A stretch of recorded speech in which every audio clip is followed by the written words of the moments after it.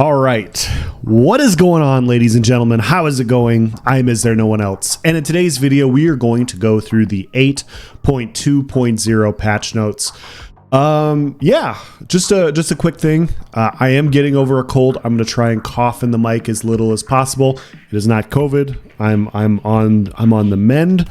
But yeah, this is just going to be exactly like Michael Jordan's Game 6 flu game from back in 1998, except what's on the line here is a lot more serious and important. So yeah, that's what that's what we're going through today. Let's discuss the patch notes.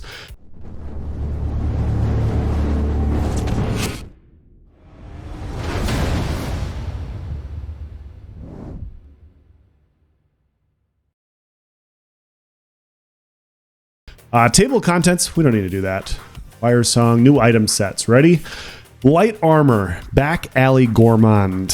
657 critical chance, crit chance, 129 weapon and spell damage. While you have a food buff active, your critical damage and critical healing is increased by 13%. This is a very good set, as you guys can see. There are a few sets that provide higher crit damage and crit healing.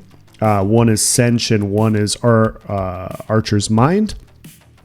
Sench requires you to dodge an attack. If I remember, it says when you dodge, I think you have to dodge an incoming attack to get the proc. You might just have to dodge in general. I can't remember what the latest version of that is. And Archer's Mind has to be from stealth or while you're in stealth. And so those are two specific playstyles that only work for a few specific builds. This is just have food. Have food and get very, very similar crit chance and critical healing. And so this is going to be a pretty popular set, in my opinion. Order's Wrath, although not a bad set this last patch, is very similar. It's crafted. I've seen multiple different builds using Order's Wrath because it's a fine option. This just essentially replaces it. Or you can stack them if you want to do something like that. But yeah, very, very interesting set. Medium armor, Phoenix Moth Thurge, I'm guessing. 129 stamina recovery, 120 stamina recovery, max stamina. Healing yourself or an ally grants the target minor courage and minor force for 10 seconds, increasing their weapon and spell damage by 215 and their critical damage by 10%. This effect can occur once every 12 seconds per target. Pretty good set, especially for like a Templar. You put down your Purify, or if you run this on for 10 seconds, okay. You can run this on a Necromancer with, actually, no, I don't know if the Mender counts. We'll have to test that. I was going to say a Mender should be able to work this, but it might not since it doesn't count as your specific healing. But just your Purify down on the ground, your allies walking through it, it'll be a very good set. So if you're running like Templar duos, one of you is running Olorime, and the other one of you can run this, and all of a sudden you have access to, some nice damage, some really nice damage. It's a nice little group set. So yeah, it's kind of interesting that it's medium. But yeah, I'm not saying it's bad. This is definitely also a pretty good set, especially for group play. Heavy armor, Bastion of the. Zos, you're killing me, man. You're killing me with these names. Like, I'm pretty good with like trying to sound things out, but oh my god, Drive? Okay, I have no idea. Max stamina, max health, max stamina. Blocking an attack grants you a stack of inflection for 10 seconds, up to 3 stacks max. You can gain up to 1 stack every 0.5 seconds. Increase your magicka and stamina recovery by 106 per stack. Okay, so you get 300 magicka and stamina recovery. This set's not very good. So there's just better recovery sets.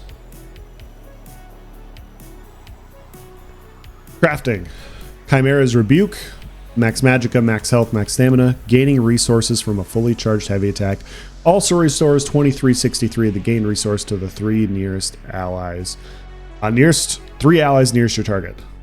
Also not a very good set. Maybe in PvE for some reason if you're having issues with sustain. No, I don't see this being super useful. Old Growth Brewer, stamina recovery, magicka recovery, health recovery. After drinking a potion, gain 245 magicka, stamina, and health recovery for 45 seconds. This seems like a good idea in theory. Wretched's just better. There's multiple different skills that you can use to proc Wretched to give you a major and minor buff, and it will give you more recovery than this will. And so I don't see a point in running this over Wretched Vitality. I would just, like, if you're looking for a recovery set, I would run Wretched Vitality over this. But I mean, maybe for some reason you want to stack both. I'm not saying you should. I'm just saying maybe you want to stack both. And then there you go. You have 2 crafted options, but I don't think this set's very good either. Claw of the Forest Wraith. Critical chance, weapon and spell damage, critical chance. Adds 20-37 critical chance to your class abilities. Now this, guys, is a good set. This is a very, very good set, and it's crafted. As we know, currently in the state of the game for PvP, crit chance wins. The more burst, like crit chance is the best way to get burst. I think that's the way it should be in PvP instead of using procs and other things like that. Critical chance to your class abilities automatically. Templar, DK, Nightblade, all those classes can use this very, very well. If Magsork ever got buffs, I'm pulling for you Magsorks, this could be good for them too. But currently the class doesn't have any good buffs and not many people are running Magsork. But I mean, if you're running a Magsork, this is a pretty solid set. This is a lot of critical chance. And so just having that extra crit, a lot of people haven't got on the, they haven't gone on the whole rallying cry train yet with critical, with impen.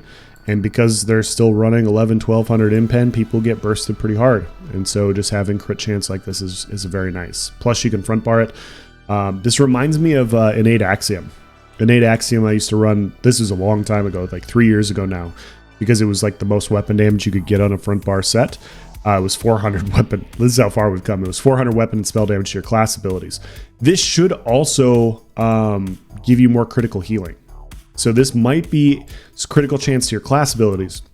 So if you use a lot of class abilities as a healer, this might be an option to boost your healing that way. And because it's crafted, you can craft it in all traits, all armor pieces, whatever. And so that'll be an interesting thing to test, to see if your crit chance is higher for your healing as well. But the way it's said, the way it's written out, it should work that way. It should work for crit healing and crit damage. But yes, I'm very excited for this set. The set's very, very good. Excuse me, sorry about that. Mythic items, medium chest. Fawn's Lark Cladding. If you continuously sprint for 1 second, you gain the ability to pass through enemies. Enemies you pass through become charmed for 4 seconds, removing their ability to stack or cast abilities as they move toward you. Charming an enemy this way restores 678 magicka and stamina to you and heals you for 678 health. Charming an enemy removes you from stealth. So,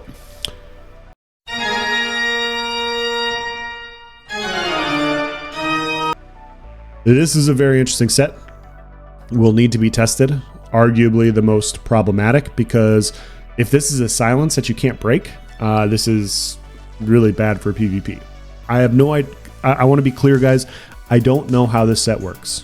Okay, I'm gonna explain everything on how it could be good, it could be bad, and that's what we're doing here. We're just talking in hypotheticals. I will test later, and I'll provide a video later for that. But the first thing I thought of when I see this set is like outnumbered tower fights, or on a flag, or in a keep where you just have a bunch of people chasing after you.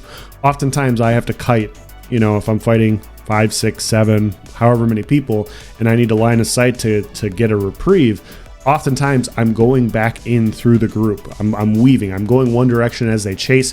I go around a corner. As they come around, I get back around behind them, and it just gives me that little bit of extra time to get heals off. The first thing I thought of with this set is if you couldn't CC break this, it's going to make tower players that play in a tower, small groups, it's going to make them extremely problematic to deal with, just in general. The next thing I thought of is just the idea of organized 12-man comped ball groups running a set where they have people just sprint into people to silence them. Seems so ridiculous and kind of amusing at the same time. But if you can't break this, like if you're charmed for 4 seconds and you can't activate you can't cast a skill for 4 seconds, that's busted, obviously. Like, you should be able to CC break this. And if you can CC break it, the set's useless. Like if you get charmed and you CC break it, it's like, okay, cool, you get recovery, but this doesn't do anything for your damage in PvP. This doesn't do anything else for you. Like, recovery is easy to come by. If you can just CC people and it's a soft CC and they can still move around, they just can't activate skills. They just have to CC break. I mean, you might catch people off guard because they don't know what it is, and they don't know, like, if it has an animation, maybe they don't know what that animation is and they don't know what they have to do. So maybe it's going to be a really nice pug slayer for that reason. But if you can't cast it, it's broken. If you can break it, it's not worth running, in my opinion. And there's like no middle ground for this set. I don't think there ever should be a situation to where you shouldn't be able to activate skills and abilities. I want to be clear here. You should always be able, like, when you CC break, you should be able to CC break all CCs, and you should be able to cast skills afterwards, outside of, getting negated. If somebody CCs you and then they negate you, they're using two different skills. Having something where you sprint through them, if it provides an unblockable charmed effect, or sorry, not unblockable, unbreakable, that would be very, very problematic in the game. And so this will definitely be something we test almost immediately. I will have a video out this week going through all of this. I'm sure other people have done videos as well if you guys want to check that out. But yes, this is a set that it really hinges on a bunch of things. It's week 1 of the PTS. We'll see. Light legs, Stormweaver's Cavort. 300 magic recovery. Sprint, roll dodge, bash, break free, sneak, and block now consume magicka instead of stamina. You cannot regain magicka while blocking, sneaking, or sprinting. You can gain stamina whilst blocking, sneaking, or sprinting. That's interesting. So basically it's a light armor mythic on the legs, which is, not ideal, obviously, but you get a flip around where you get your resources from. And so it opens up some build diversity. I think it's, first looks at it, it seems kind of gimmicky to me. I'm not saying it is. I mean, you have to put these sorts of things through their paces. It opens up some interesting ideas that might be worth looking at, but there's nothing that's really standing out. You know what I mean? There's nothing that I'm seeing with this where it's like, oh my gosh, this would be amazing. But it's interesting. And interesting is always cool. Heavy belt, Searbane's Ward. You cannot move while bracing, which is blocking. While bracing, you create a 12-meter zone of protection. Allies within the zone increase their block mitigation by 30% and health recovery by 950. The block mitigation and health recovery only affects allies and not the set wearer. Use shield wall with this ability at your own risk, as you won't be able to move for the duration of the ultimate.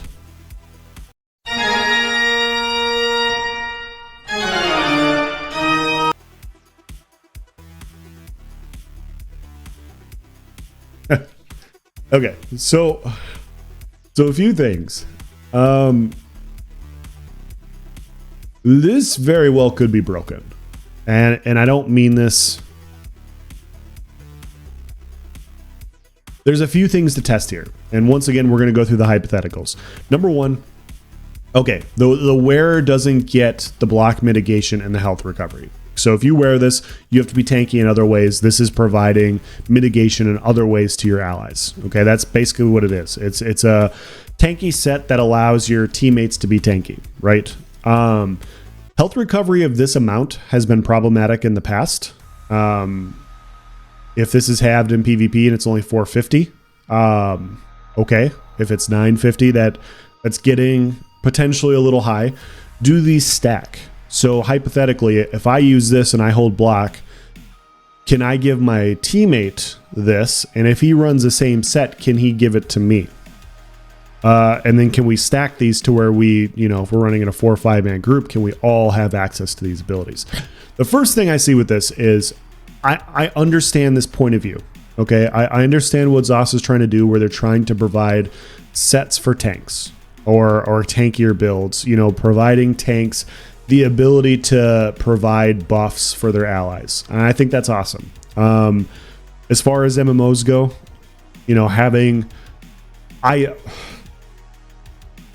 I know there's a lot of slander in general on YouTube where people talk about like, oh, you're just a 1vx or you're just a tower humper, blah, blah, blah, blah. It's cool when different sets and different builds have different bonuses. There's a place for group play. There's a place for solo play, for gankers, for bombers, for all these sorts of things. There aren't many great tank sets, okay? And so the problem with a tank set like this is it's a tank set that makes other players that already are building tankier.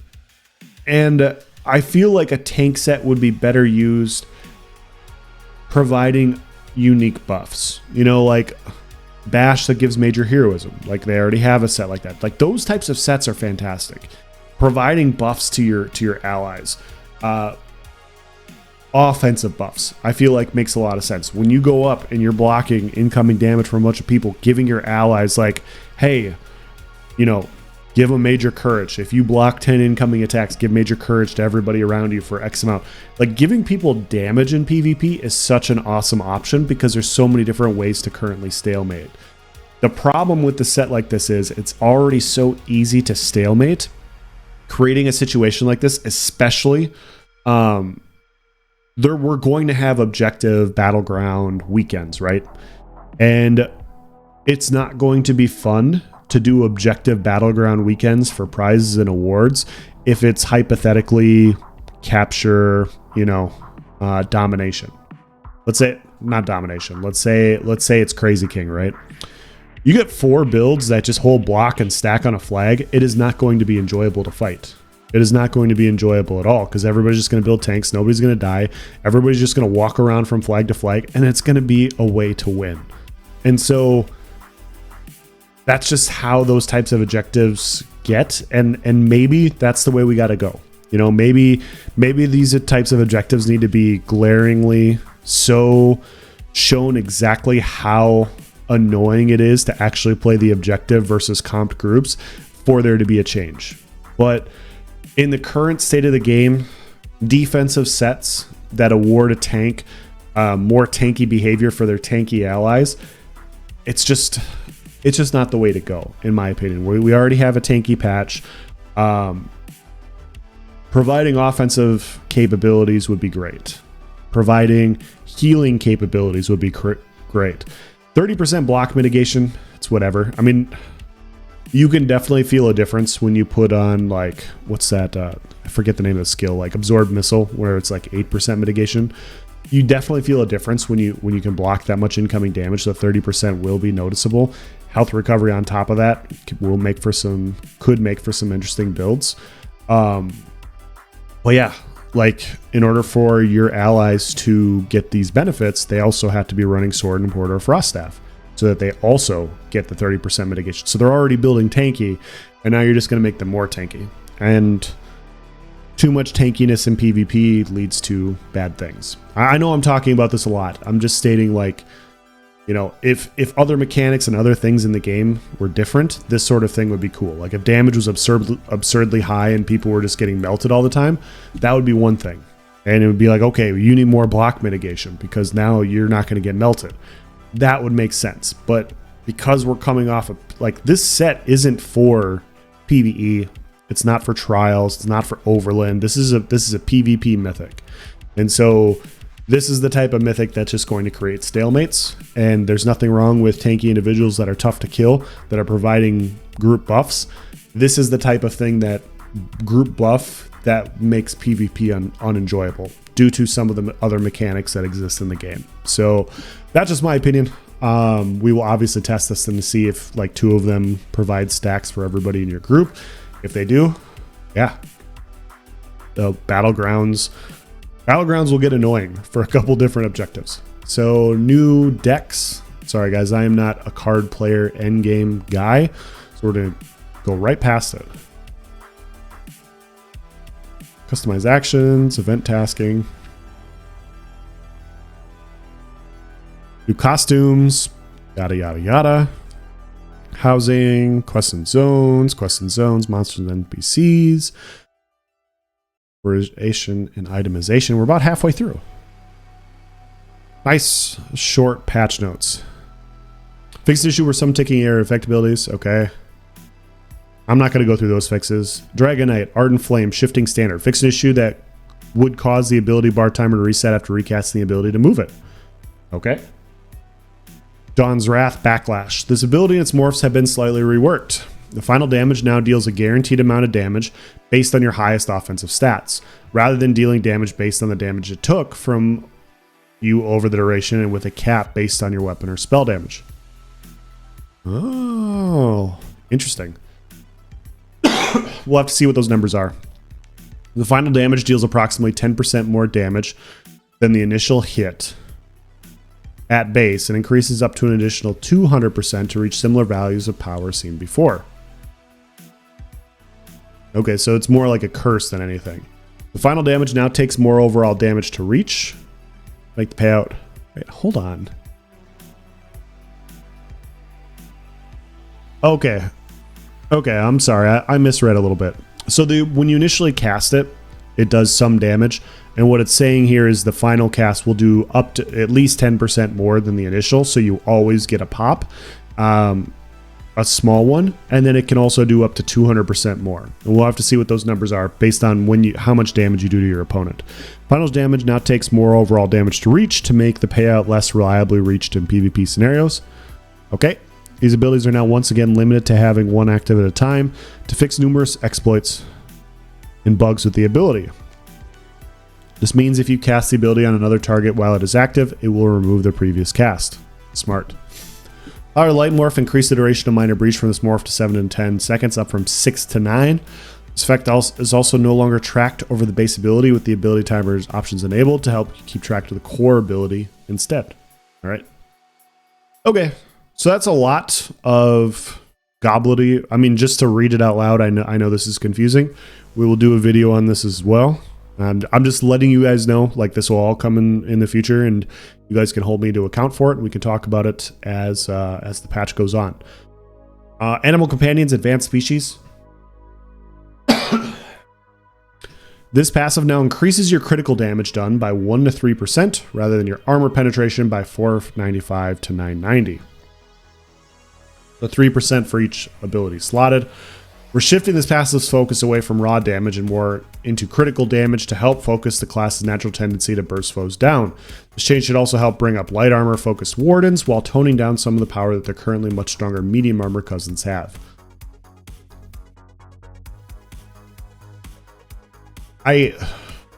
We talk about Warden a lot. I don't want to keep going through things. There's some things they did this last patch that were good. I understand why they want to make these adjustments, but why not just go back to the 2% weapon and spell damage passives? I understand. It's just, I guess my question would be, they lowered crit a couple of patches ago, or like a year ago, saying crit in PvE was too high, so they lowered crit chance and everything. They put a cap on crit modifiers and all these sorts of things because it was too good of a modifier for classes, and now they're providing all these different crit modifiers on classes and on sets and everything. And it's just like, did you do this just to make room for these sets, or did you do this because this was actually a thing that you were worried about? Don't get me wrong, I do think crit is the way to go, but like, a Warden doesn't have high crit chance. It just doesn't.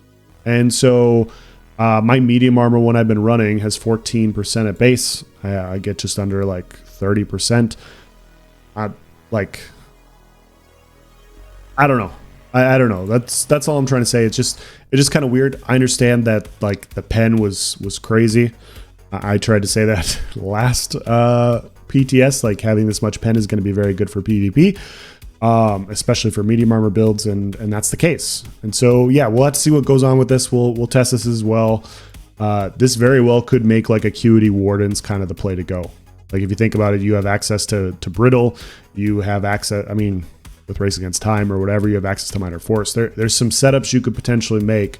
You can make a crit build by stacking with maybe like Northern Storm and getting your crit chance really high and just critting everything. And maybe that's the way you go on Warden this next patch. I don't know. We're week 1 of the PTS.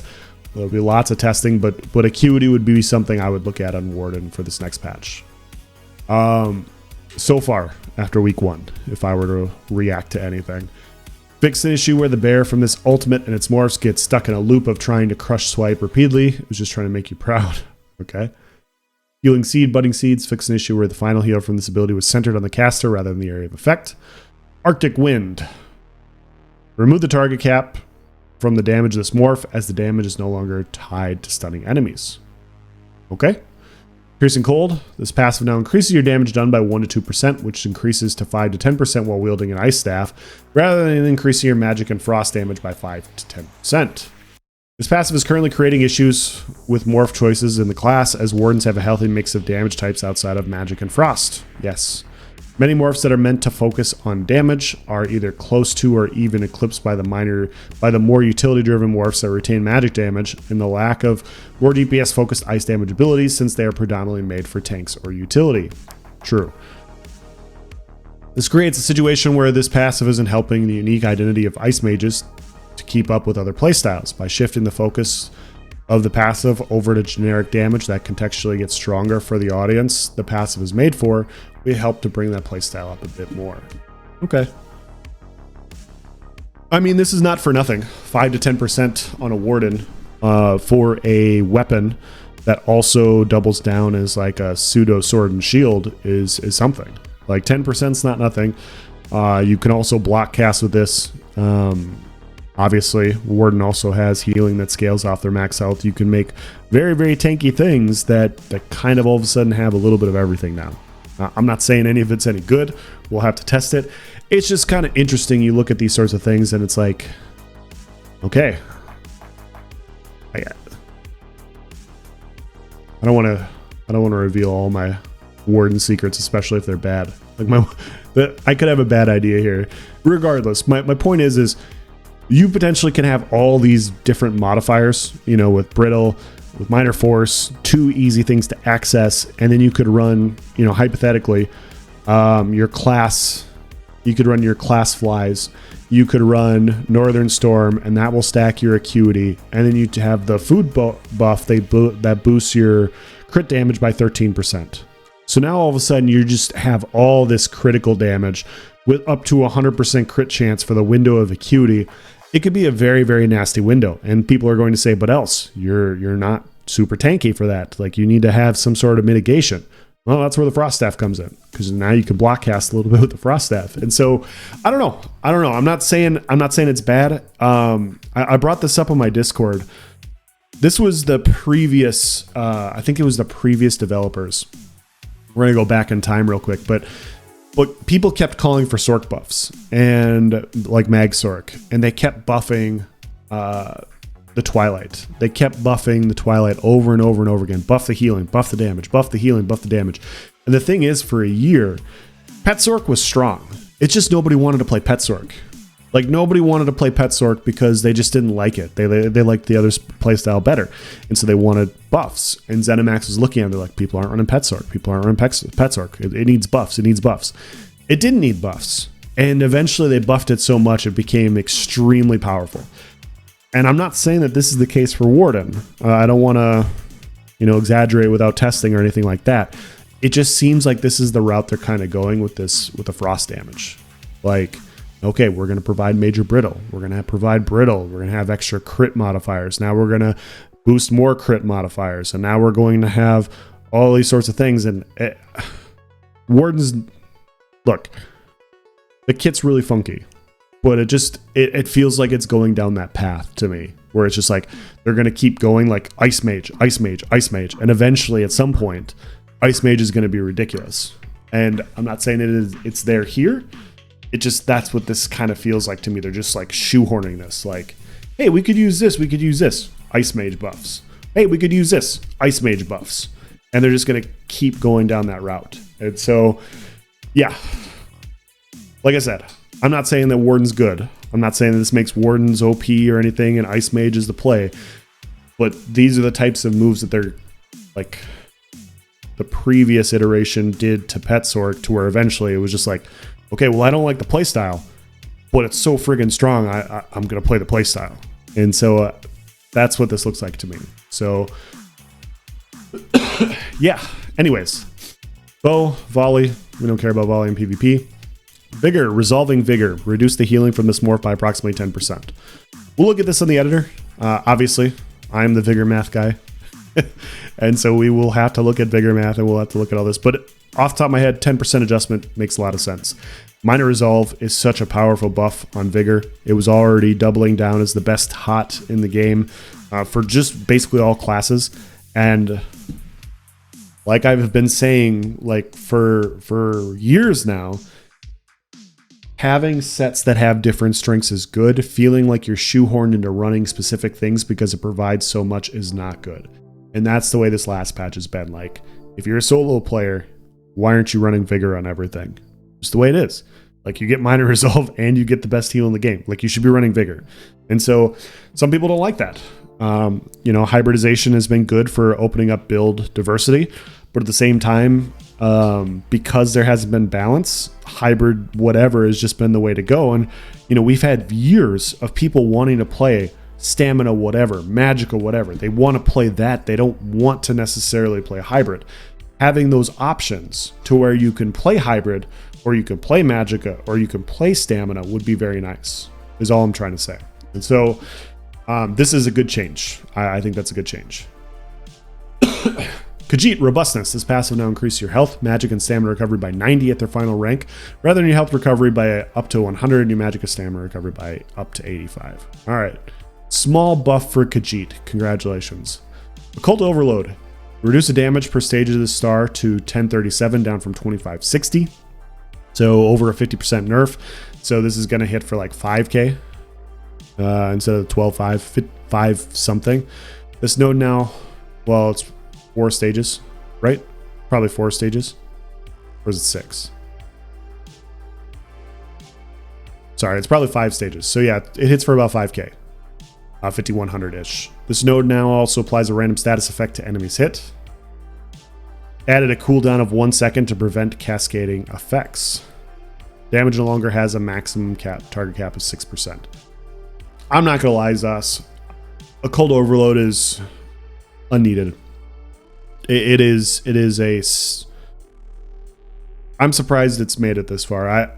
Not a fan of it. Not a fan of it. We already have Plague Break. We already have Vicious Death. Cold Overload is just unavoidable damage. I'm surprised it didn't get an adjustment. I thought there would be more complaints about Occult, but people like it, I guess. I don't know.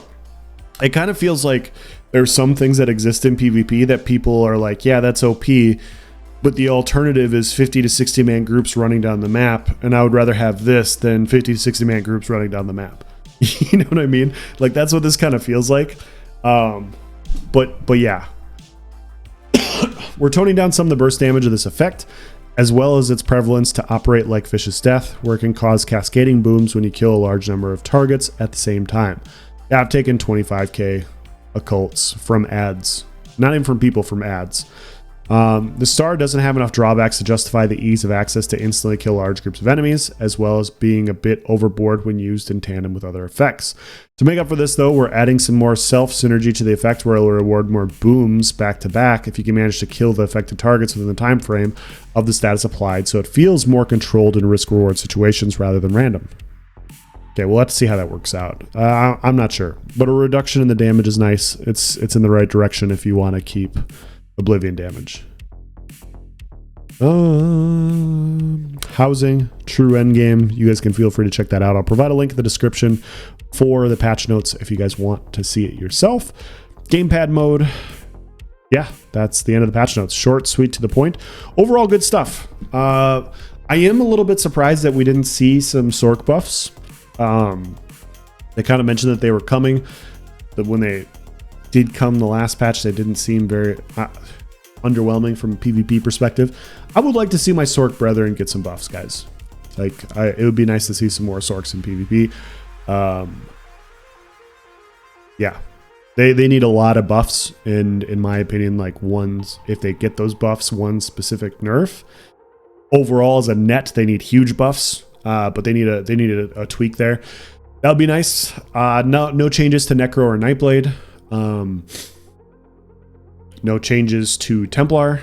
Like I said, from a PvP perspective, whatever the best classes are, all the other classes should be brought up to them. I know it's different in PvE and you want more roles and everything, but in a PvP environment,